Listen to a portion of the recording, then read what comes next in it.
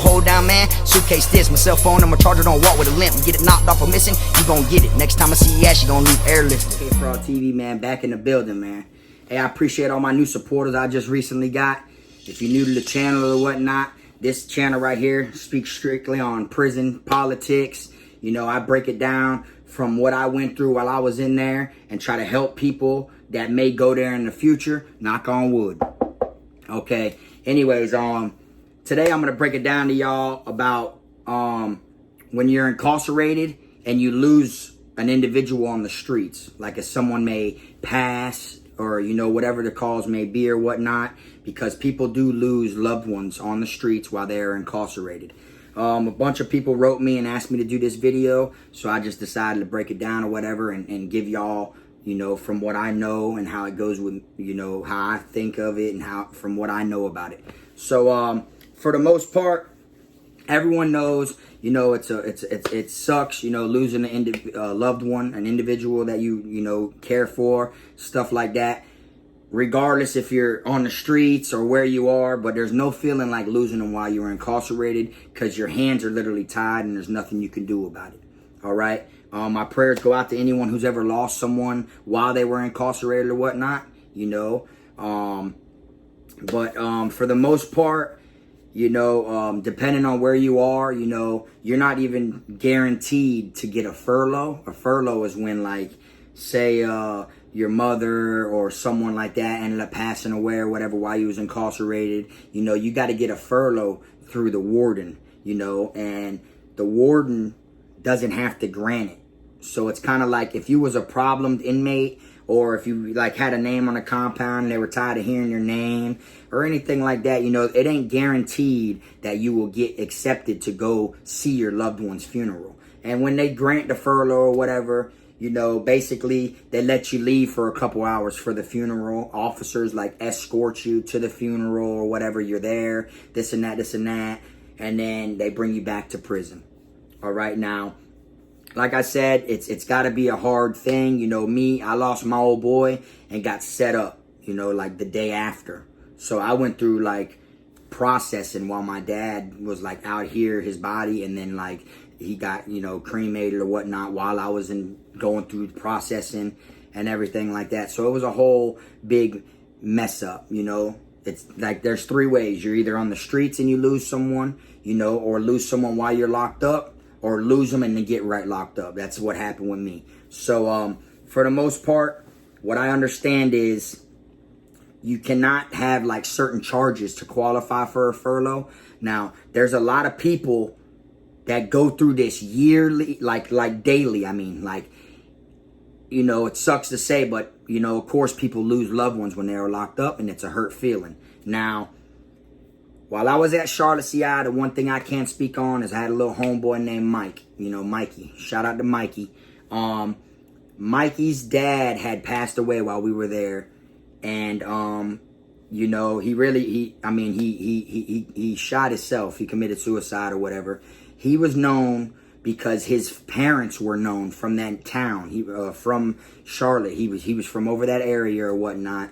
And his mom was known because she took, like, I guess, shell casings of other firearms and stuff like that or whatever. And she redeveloped and made her own ammunition bullets. So she was known for that by all the officers. They knew his mom and shit like that or whatever. And then it made it even bad that his dad, you know, shot himself with the same bullets his wife made. You see what I'm saying? So the officers knew Mikey or whatever. You know, they knew because of his dad. He had a good job on the maintenance squad, you know, and everything like that. He was a raw artist or whatever and everything like that. You know, I ain't heard from him since I'm not sure if he got out or whatever, but he was cool. You know, and for the most part, all the officers knew his mom and dad because they were from that neighborhood. They were from over there. So, and he had a problem trying to get a furlough when this happened. Now, the warden gave him the rundown or whatever. You know, they basically postponed him and tried to make it not happen or whatever.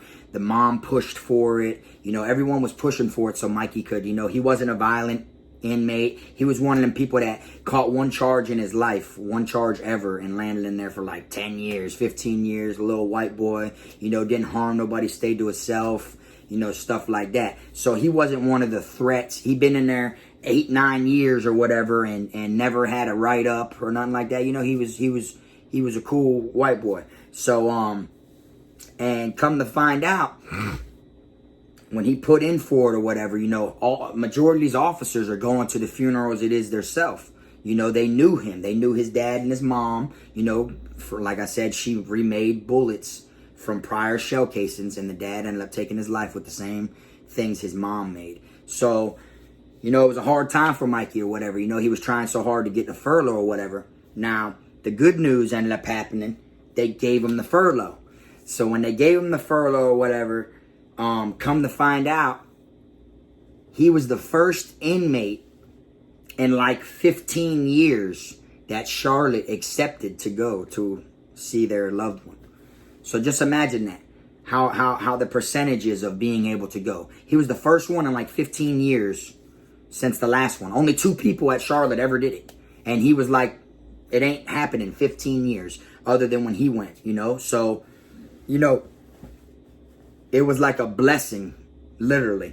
And he literally got to leave the compound. They took him for a couple hours or whatever. He got to go to the funeral. I know it wasn't a good thing, but, at the same time, it had to feel weird. And that's an experience he will always remember, because he was locked up for years, and then got to leave for a couple hours, and then come back. Like, that is like an experience out of this world. And then it was to see his father's passing funeral, so like, it's kind of hard, going through it in there. It's even harder. They should make it to where, with the right, like, contacts or the right paperwork, everyone should be able to see their loved ones, funeral or whatnot, So like, because I done been in there before, and they'll just tell you your loved one passed or whatever. And sometimes it takes days. Like my little homeboy Drake, he got shipped from Charlotte, and he landed at, he went to Sumter, and then he went to DeSoto. When I finally got shipped from Charlotte, I landed at DeSoto. When I landed at DeSoto, I run into my little homeboy Drake from Tampa. When I see him, he looks at me and he's like, Frog, bro, I thought I'd never see you again, bro. I'm like, what's up? Yeah, I start chopping up with him. He starts crying, bro. He's like, bro, my mom died, bro. And just start like, and this is my first day at DeSoto. I'm like, what you mean? Because I used to, contact his mom for him, get money for him, whatever he needed and shit like that, because I'm his dog and I had a jack, you feel me? So he said, bro, my mom died, bro. I said, what do you mean, bro? He was like, da-da-da. He was like, man, I was in the box at Sumter, and they came around there and they knocked on my cell, and they said my last name, and I got up, and then they called me to the door, and I went up to the door, and they were like, oh, do you know such and such? And he's like, yeah, that's my mom. And they were like, oh, well, she passed away last night. And he's like, what?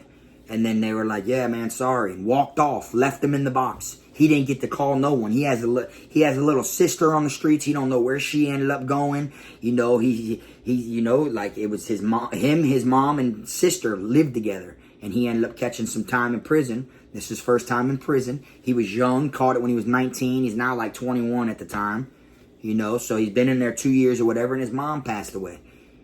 She had good health and everything. They just don't, so he like, I feel like they deserve to give you answers. You deserve answers, because, the 3 things that they're supposed to keep, their job is as an officer is care, custody, control. They're supposed to keep care, custody, control. Those are the 3 things that they're supposed to keep, and by them telling you something like that, something so serious, you will never see your mom again, your mom passed away, not letting you call, see where your little sister's at or anything like that, that can cause them, that shows like there's no care, and that can make an inmate do something to someone. Now you don't have control of what's going to take place. You see what I'm saying? So it is a hard thing to lose someone when you're locked up, especially that the system doesn't make it any easier to go out there and see your loved one, But shout out to my little homie Drake, man. He's in confinement at DeSoto right now. But, You know, like I said, you know, they just straight up told him his mom's gone. Sorry, man. And walked off. You know, like some places, you know, they'll bring you to the chapel, like to the church place, and let you call and speak to your family and cry and stuff, you know. But a lot of places, boy, they won't. They'll just leave. They'll give you the news, make it come down on you like a ton of bricks, and leave you in confinement.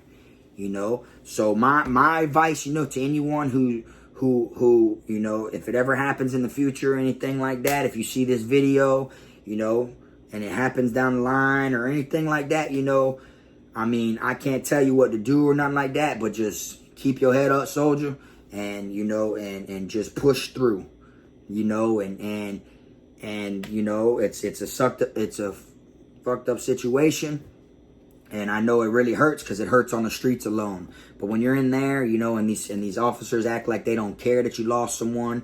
They don't care. Like, their job to them is just to give you the news. But they don't care about how you feel.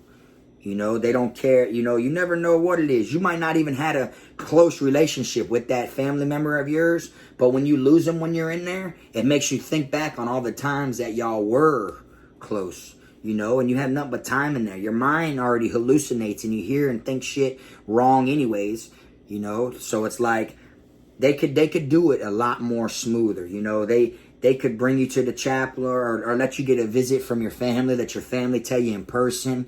You know, there's different ways, but I know that the way they do it is real fucked up. And I've had a couple people lose people when I was in there, you know. Another dude, when I was locked up at Calhoun, he had been in there since he was 18. He's like 30-something years old. He caught life. But, you know, he'd always see his mom. Every 2 weeks, his mom would come down there and see him. She was an older lady now, you know. He grew up in prison. He spent his life in prison. He's been in there for years, you know. But that was still his mom, you know. And he'd always go to Vizzo. And every 2 weeks, when he comes back to the dorm, hanging out of his pocket was a fresh picture of him and his mom. You know, because you could pay $2 and get pictures taken. That's $2 a picture at Vizzo.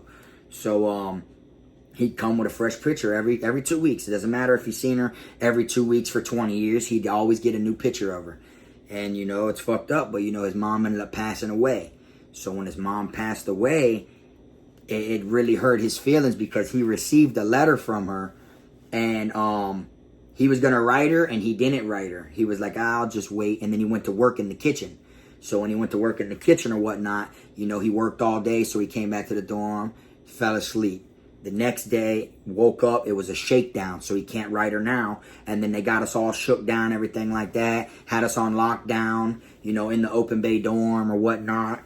Shit like that. They didn't want no movement in the areas, like no movement inside the dorm. They wanted everyone to like sit there, no reading no reading supplies, no food, no MP, just sitting on the bunk dead because all the stuff they found during shakedown. The Sarge was mad, so he was punishing everyone, right? So when she passed away, you know, she ended up passing away like the day before his mail would have got there if he would have wrote her. So he was really going through it when he was in there, you know. And then when he ended up writing her, you know, like she did get letters after she passed. They arrived at the house, you know. But then it took like she didn't come to Vizzo. He was all ready for Vizzo or whatnot. She didn't show up.